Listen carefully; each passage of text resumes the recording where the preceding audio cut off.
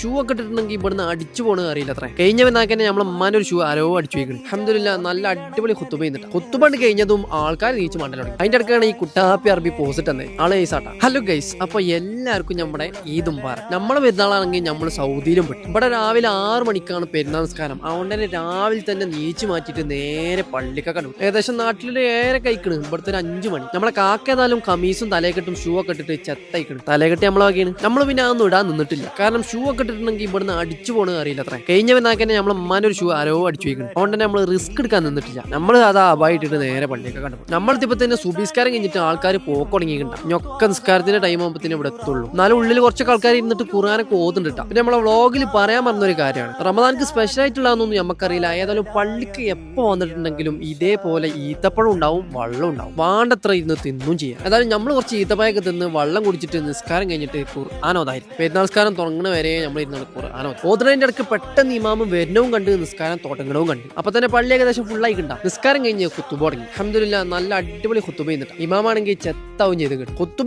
കഴിഞ്ഞതും ആൾക്കാർ നീച്ച് മണ്ടലോടും. കുറച്ചാൾക്കാരൊക്കെ ഇതുപോലെ ഹഗ്ഗും ചെയ്തിട്ട് ഇതുപോലെ ഉമ്മ കൊടുക്കും ചെയ്യുന്നുണ്ട്. അതുപോലെ ഒരു രീതിയാണ്. നമ്മളും കുറച്ച് അറബികളൊക്കെ ഇതുപോലെ ചെയ്തിട്ടാ. അതിന്റെ അടുക്കാണ് ഈ കുട്ടാപ്പി അറബി പോസ്റ്റ് തന്നെ ആളെ ഈസാട്ടാ. നമ്മളെ വാപ്പി എല്ലാ അറബികളായിട്ടും ഹഗ് ചെയ്യുന്നുണ്ട്. അത് കഴിഞ്ഞിട്ട് നമ്മൾ അറബിന്റെ മക്കളൊക്കെ ഒപ്പം നിന്നിട്ട് ഫോട്ടോ എടുക്കും ചെയ്തു. പോരാൻ നേരത്തെ ഇമാമിനൊക്കെ കണ്ട് സംസാരിച്ച് കൈ കൊടുത്ത് പോകുന്നും ചെയ്തു. കുറച്ച് നമ്മളെ കാത്തിട്ട് നമ്മളെ ഇല്ലാസൊക്കെ വെയിറ്റ് ചെയ്യുന്നുണ്ടായിരുന്നു. മുപ്പരോട് സലാമും ഈദ് മുബാറക്കൊക്കെ പറഞ്ഞിട്ട് മുപ്പരപ്പം നമ്മൾ നേരെ മുപ്പര റൂമൊക്കെ പോയി. അങ്ങനെ കുറച്ചേരൊക്കെ വർത്താനം പറഞ്ഞു നിന്നിട്ട് നമ്മൾ നേരെ റൂമൊക്കെ പോയി. അപ്പോൾ ഫോളോ ചെയ്യാൻ മറക്കലില്ല. ബൈ.